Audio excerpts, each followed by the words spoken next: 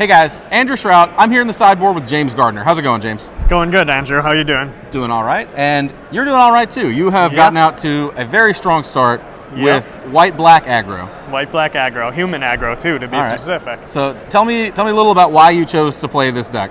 I chose to play it just because it's what I'm most comfortable with. I was fighting with myself all last night. I have stock mono blue devotion builds. Okay. And you know, mono blue is tearing up the SCG Open right now. And me and my friends, we talked about it, and I just decided to go with what I know and like. Okay. It's a fun deck to play. So this is you've been playing a deck in this style for a while then? Yeah, yep. Okay. Been doing all my FNMs with it and all my Sunday Magics and all that other stuff. All right. So kind of the white weenie package. You've got 12 1-drops. Yep. Daring Skyjack and Imposing Sovereign at the 2-drop. Yep. And but then you're splashing for black. So talk to me a little about Zathrid Necromancer and Thoughtseize. Those are kind of the marquee. Well, they're the only two of the 3 black cards in the main deck. 2 of the 3 black cards. They're the ones that stand out on this list. So tell me a little about how those have been for you. Well, Thoughtseize is just the best card in the format. It's awesome in Modern. It's awesome in everything. Okay. And I just wanted the 4 Thoughtseize just to get rid of. I want some kind of interaction with my opponent. I want to get rid of their Supreme Verdicts, and then they won't be able to kill me. Sure. I'll get rid of players that start with cards in hand. Basically. Get rid of Boros Reckoner so it can't block. Get rid of anything. Sure. And then Necromancer, that's where the human part comes in. And Necromancer is awesome against Supreme Verdict. It's good against Mizium Mortars, and he's just a really good card. I like it a lot. Okay, it just kind of gives you some insulation against the effects that are traditionally very good against white aggro then? Yep, and it's also good, like you can just swing your guys into your opponent's creatures, and if they block, you just get 2/2 zombies anyways. And even if you trade that, then you make out, because you're still left with creatures. Sure. Okay, and then the other black card in the main deck, you have 3 Orzhov Charm.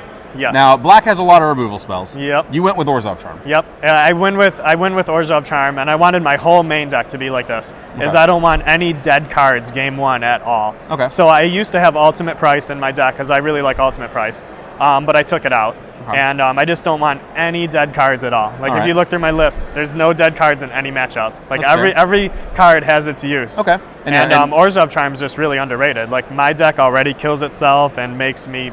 You know, usually I start the game off at like 12 life probably. Because I usually deal anywhere between like 8 to 9 damage to myself every single game. Between your Orzhov Charms, your 3 Mana Confluence. Mana Confluence, Caves. Okay. It's just like everything. Everything does damage to me. So just not worried about that. You just not worried about the racing, life loss. So. Yep, just racing. And it's the most efficient. It kills any creature. It kills Boros Reckoner, it kills Desecration Demon, it kills Pack Rat, kills everything. Yep. Is that one of the, I want to say the only black removal spell in the format other than Hero's Downfall, which of course you can't splash as double black. No. That actually just kills everything. Yep, and all 3 of the modes are useful too.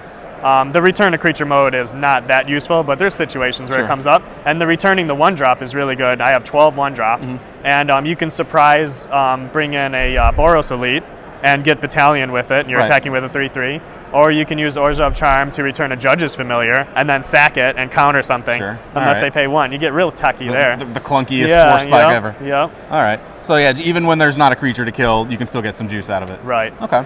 I've watched you a couple rounds now, and one card that has really impressed me in your deck is Imposing Sovereign. Imposing Sovereign, It's a 4 of. I feel like you would play 7 of them if you could. Yep, I would. I actually started this list today with only 3 of them. Okay. And I actually just ended up buying the 4th one. Because I just loved it in the playtesting. All right. The worst thing you want against this deck is your opponent blocking. Sure. And she stops your opponent from blocking for a turn. And sometimes that's all you need. Okay. Basically, like a time walk that attacks for you. Yep. All right. So I want to talk about another creature that is not kind of universal in these white weenie strategies, I don't think. You have 4 Boros Elite and 4 Soldier of the Pantheon is 8 of your 12 1-drops. Yes. And you're rounding that out with 4 Judges Familiar. Yep. This is the only non-human in your deck, so it's a commitment. Yeah, the only non-human, so you know she has to be good. Okay. And the reason why I put her in there instead of Dryad Militant or any other 1-drop is just because my deck's so fast that it usually kills between turn 4 and 5. Okay. And if I can just stall out my one opponent's removal spell with Judge's Familiar instead of them killing my Imposing Sovereign or my Daring Skyjack. Okay. And if they just use it on Judge's Familiar instead, if I sack it, make them pay 1 extra, and works really well. Sure. It's kind of the theme that I'm seeing with this list is you're not concerned much with the late game, it doesn't seem like. Nope. Just all about buying time. My top decks are terrible. I got Brave the Elements and Spear of Heliod, and Fortify.